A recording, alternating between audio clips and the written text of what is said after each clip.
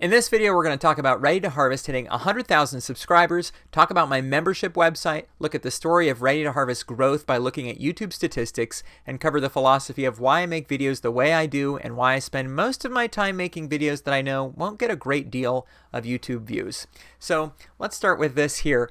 YouTube sent this to me just about a week ago, and this is the silver play button for hitting 100,000 subscribers. It says presented to Ready to Harvest for passing 100,000 subscribers from YouTube. And this obviously is not just something from YouTube. This is something from you. Thanks to all of you who have subscribed to this channel and watched the videos.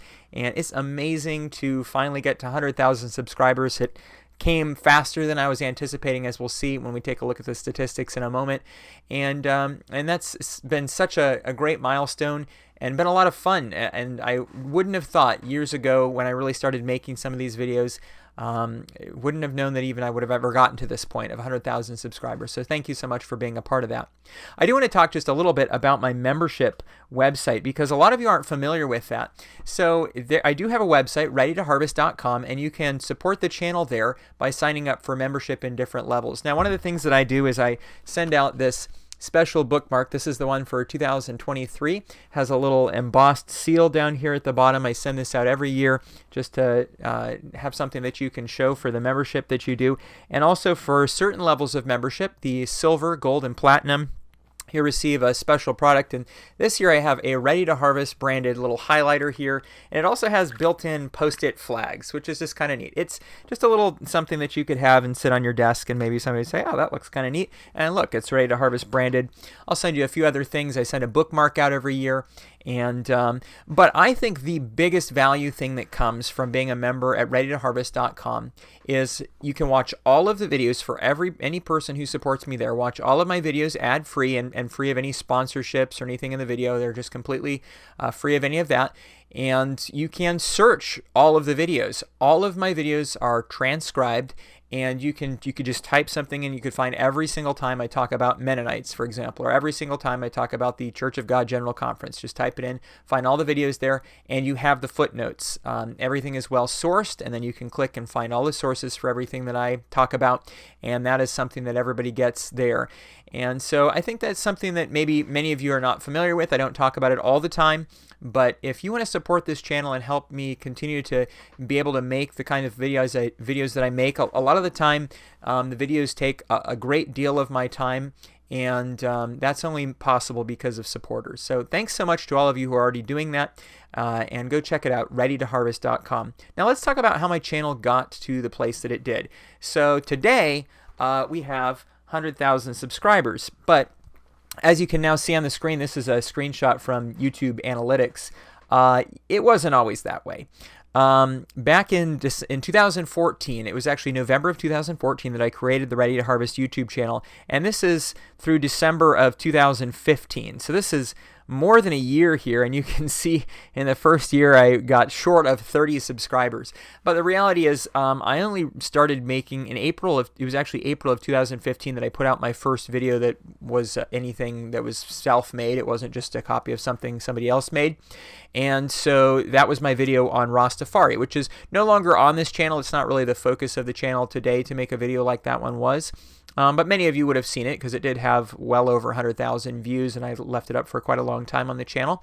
And that was my first major video, and that kind of sat for a while. Now let's advance the clock a little bit here, and we're going to change this from showing 2015, and we're going to change this until 2019. Now what you can see that happened is in 2015 I put up my video on Rastafari, and then in 2018, November of 2018 through April of 2019 is when I started putting out videos on Christian denominations. And pretty soon after that happened, I put that big release, you can see the numbers immediately started shooting up. Now, I got to 1,000 subscribers here right around the beginning of November of 2019, and it was pretty neat to see this chart go up, and I was thinking, wow, people are interested in this stuff. And that was actually one of the things originally I remember used to think that, boy, everything's on YouTube, and then I typed in something about denominations. I was like, there's nothing here, like nobody's making videos like this. And that made me think, well, maybe people would be interested if I made content on that type. So as you can see, things did really well there. And in August, I made nothing until January of 2020 after this point, and then I did nearly weekly from January through August of 2020. So let's take a look at to the end of 2020. As you can see, things just continue to grow. So at this point, that 1,000 is now down here, and all of a sudden things just continued to amplify, and I was really amazed. And this is through the end of the year in 2020. Yeah, I made the video, What's the Difference Between Christian Denominations, Baptism at that time. That video did really well. And Eastern Orthodox versus Oriental Orthodox. Those were some videos that were really driving my channel at the time. But in September of 2020, I kind of felt some burnout. I said, am I going to keep doing this? Are people that interested? I've been making videos, that release about every week. And it takes a lot of time, and it takes just as much time when you have 1,000 subscribers as when you have 100,000 subscribers. So certainly now I can feel that I feel more justified in making the time, seeing how many people are watching them. But back then it was like, I don't know, I have so many other things that I need to be doing. And I went on a walk, and on the walk I thought, let me try this. I'm going to make a video on the Lutheran Church Missouri Synod, on the Presbyterian Church in America, and the Anglican Church in North America. And I'm going to make those videos where I do the same things in the same order, and then I'm going to compare across each of the three and make one video that compares the three denominations. And I did that, and I really enjoyed making it, and that kind of gave me the momentum to just move forward. And I said, okay, I'm going to keep doing this. And it's a good thing, because that was something that I thought of. I was going to do that. September of 2020 was when I felt that burnout. I kept going, and by the time I got to December of 2020, you can see the momentum was just continuing to grow. I made the video, Hello, I'm Joshua, where I introduced myself. Now let's see what happens in the following year. That was 2020, through the end of 2020. Let's go to the end of 2021. As you can see, it just continued at that breakneck pace. So from that time I was experiencing the burnout in September of 2020. It's almost hard to even find it here on this. But things just blew up all through 2021. The pickup point here was April of 2021. My channel just took off. And that line that you saw previously that looked quite vertical now is hardly vertical at all because of how things grew again. And so 2021 was really a breakout year. And I reached 20,000 subs in July of 2021. At that point, I said, okay, I'm going to launch the membership website, which I discussed and did that. And then I'm locked in. Now I'm making videos every week, because part of the benefit of one of the membership tiers is you can watch my videos 1 week ahead of time. And if I'm going to have that be a membership benefit, then I need to be releasing videos every week and have them prepared a week ahead of time to do that. And so I've done that ever since that time. And in 2022 then, let's move forward here and look at that as well. Add another year on the chart. December of 2022. Reached 50,000 subscribers then in June of 2022. You can see that right here. And then it even just continued to, the channel continued to grow. Now, what you're seeing here is, you'll notice another thing happens, another grow. And what I'm going to do is I'm actually going to truncate the beginning of this time frame so we can see it a little bit better. So let's get rid of things and just bring it into 2021 through 2022. I was growing along here, and here's something interesting happens. November of 2022. What I did is I said, I think I'm going to try to make videos that are broadly appealing. Videos that are not just niche, somebody interested in Christian denominations. And I'm going to release those in the end of November and all through December of 2022. Well, let's just say that worked, because my channel immediately took off in another direction. All right, we'll just adjust this to show all the way to the present.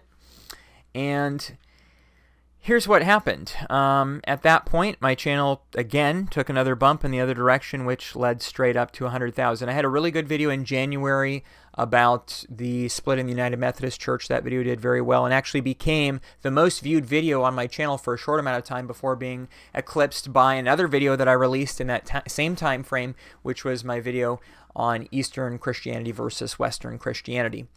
So that takes us up to the present. Now, I mentioned that I made these videos that I said these are broadly appealing. And this is kind of my video philosophy. After making that set of videos on the Lutheran Church Missouri Synod, Presbyterian Church in America, and Anglican Church in North America, I've really loved the idea of making a video for every Christian denomination where somebody wants to type it in and they're going to be interested in. Obviously, I'm not going to get everything, but all the major ones that people are looking up, I love the idea of studying those out and having something for them to find. And so what I've found is, now this number changes over time, but there's kind of a baseline group of core viewers that like to watch those videos. And you might be one of them if you're watching this video and made it all the way to this point. But those videos that are about specific denominations, that's actually who I view as my core audience. And here's what I'm going to guess. I'm going to guess that a good portion of them, higher than in the general population, are ministers, preachers, pastors, priests, people who are actually... they're going to expect somebody to walk up to them and say, now I know we believe this, but what does somebody believe that's part of the Presbyterian Church in America? And a pastor or a priest or a minister of some kind, they're going to say, well, I kind of want to know that, so I should find that out. And my channel is a really good place for a person like that to find that information out. So that's my guess is who a lot of those people are. Now, that's not all of you, obviously, but I've asked that question before about and seen a lot of comments from people who are pastors, and that's kind of who I think might be most interested in watching those kinds of videos. And I care so much about that. Those videos right now, between maybe 5 and 10,000 views they'll get within the first week.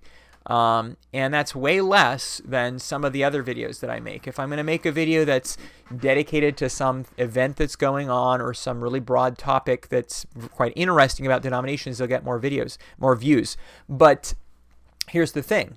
The only way I actually have the knowledge to make my more general subject videos that are actually a little bit more research and digging into things that maybe aren't even covered anywhere else is because I've studied those denominations to make those other videos. And I learn a lot more by studying to teach than I do by sitting under somebody who's teaching. And if you think that, I just knew all of this stuff, no, I spent a lot of time to research and study, and I'm still learning too. And I'm sure in 10 years from now, I'll look back at myself from the present and think, boy, that guy didn't know nothing, right? Because there's so much more to learn. But my video philosophy then is I'm going to keep making these videos, even though I know I could make videos that get a lot more views. I'm going to focus on these single denominations because that's how I'm going to learn and grow myself, so that I am prepared to then really have some insights about denominations more generally. And I found that's kind of interesting. I'll see somebody make a comment and they'll say, yeah, but no Baptists believe this. And I'll think, well, actually I'm aware of some Baptists that do believe that because I've studied these other areas out. So I can speak more broadly on what Baptists believe because I've actually looked into all of these little subsets, or speak more broadly about what Pentecostals believe. And sometimes people get surprised at things that, there actually are some Pentecostals who believe it. Because especially for most people, if you're a person actually attending a church, that's the church you attend, that's the denomination you attend. You may switch a few times in your lifetime, and you may think, well, I attend a Pentecostal church, so I know what Pentecostal churches look like. Well, actually, you know what your Pentecostal church looks like, and maybe more broadly, you know what your Pentecostal denomination looks like. But do you know what all of the Pentecostal churches and all the Pentecostal denominations look like? There can be some variety. And so that's my philosophy. I'm going to study out all these other areas because that actually helps people, even in those denominational families, know more about their own denomination. And so then I can make the broader videos, and those do a lot better. And I bring some of the things that give me the most growth. But those are only good enough that people watch them and they say, wow, I want to subscribe to this channel because of the study I did for the videos that don't make as many views. So in the end, those videos are worth it too. And leading up to the end of 2022, I made those videos that really took the channel up to 100,000 views. That one worked. And also in 2023, I've been collaborating with Useful Charts, so certainly can't say that has not contributed in any way. Some of the days that I released those videos, I've seen a good bump in subscribers that have happened as well. So thanks, Matt at Useful Charts, for collaborating with me. That's been nice to have that at the same time. And also, I've just been really excited to see how that chart has been turning out. And now we're at 100,000 subscribers, and this isn't the end. Obviously, you can see my channel's continuing to grow, and thank you for subscribing. Maybe some of you watching right now, most of my viewers aren't actually subscribers, and subscribers is kind of a vanity metric. Nobody makes any more money because they have more subscribers, and a lot of people view the videos by being on the YouTube homepage, not because they see it in a subscription feed. But it's neat. If you like my channel, if you watch the videos, why not hit the subscribe button, and we'll see how far the channel can continue to grow. Thanks to everybody for being a part of this channel. Thanks for supporting me at readytoharvest.com, and I'm looking forward to another 100,000. And honestly, the way that we're tracking and the way that things are going, it looks like it might not be all that long in the scheme of things. Certainly less time than it took for me to get to the first 100,000. Here's my guess. Let's put in a guess. I'm somebody who's seen stuff for a little while here. I'm going to say sometime next year. That's my maybe I should say that's my goal. Sometime next year we'll finish that 200,000 subscriber mark. That'd be really exciting if we can get there.